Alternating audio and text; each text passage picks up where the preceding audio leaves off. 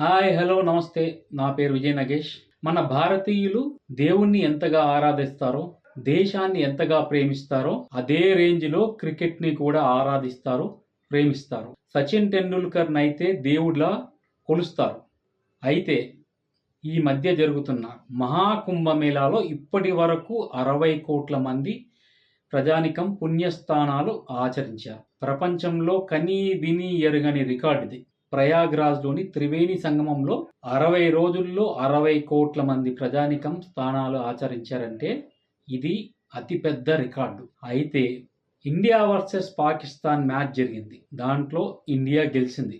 ఆయనెవరో IIT బాబా ఓడిపోద్దని జోస్యం చెప్పాడు. దానికి మనం కౌంటర్ కూడా ఇచ్చాము. బాబాలకు, స్వాములకు క్రికెట్‌తో గానీ, రాజకీయాలతో గానీ, సినిమాలతో గానీ, సెలబ్రిటీలతో గానీ ఎలాంటి పని లేదు. వాళ్ళు దేవునికి, భక్తునికి అనుసంధానంగా మాత్రమే వ్యవహరించాలని చెప్పేసి చెప్పడం జరిగింది.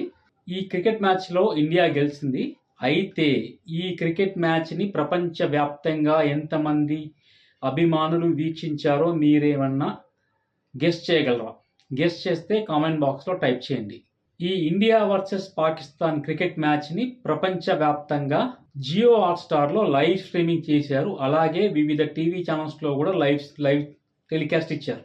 అయితే ఇప్పటి వరకు ఏ మ్యాచ్‌కి కూడా దక్కనటువంటి వ్యూస్ ఈ క్రికెట్ మ్యాచ్‌కి దక్కింది. జియో హాట్‌స్టార్‌లోనే ప్రపంచవ్యాప్తంగా 60,00,00,000 మంది అభిమానులు ఈ క్రికెట్ మ్యాచ్‌ని వీక్షించారు. దాయాదుల పోరంటే అది క్రికెట్ కావచ్చు, కబడ్డీ కావచ్చు, హాకీ కావచ్చు, ఏదైనా సరే అభిమానులకు, రెండు దేశాల అభిమానులతో పాటుగా ప్రపంచవ్యాప్తంగా ఉన్న జనాలకు ఎంతో ఆసక్తి. ఇదొక యుద్ధంలాగా వీక్షిస్తారు జనం, అభిమానులు. అలాంటిది India versus Pakistan cricket match అంటే ఇక చెప్పనక్కర్లేదు. అయితే ఓటీటీ ప్లాట్‌ఫామ్‌లోనే 60,00,00,000 మంది వీక్షించారు. దీనితో పాటుగా వేరే టీవీ ఛానల్స్ అన్నీ కలిపి మరో 30,00,00,000 మంది, ఓవరాల్‌గా 90,00,00,000 మంది ఒకేసారిగా ఈ క్రికెట్ మ్యాచ్‌ని వీక్షించారు. అందుకే ఇప్పుడు జరుగుతున్న మహాకుంభమేళాతో పాటు ఇది మహా క్రికెట్ మేళా అని చెప్పేసి అభిమానులు దీన్ని ట్రెండింగ్ చేస్తున్నారు.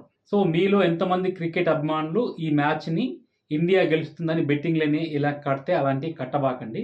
బెట్టింగ్ యాప్‌లకు దూరంగా ఉండండి. ఎవరైనా ప్రమోషన్‌లు చేసినా కూడా వాటి జోలికి వెళ్ళమాకండి. బెట్టింగ్ యాప్స్ అనేవి ఫ్రాడ్.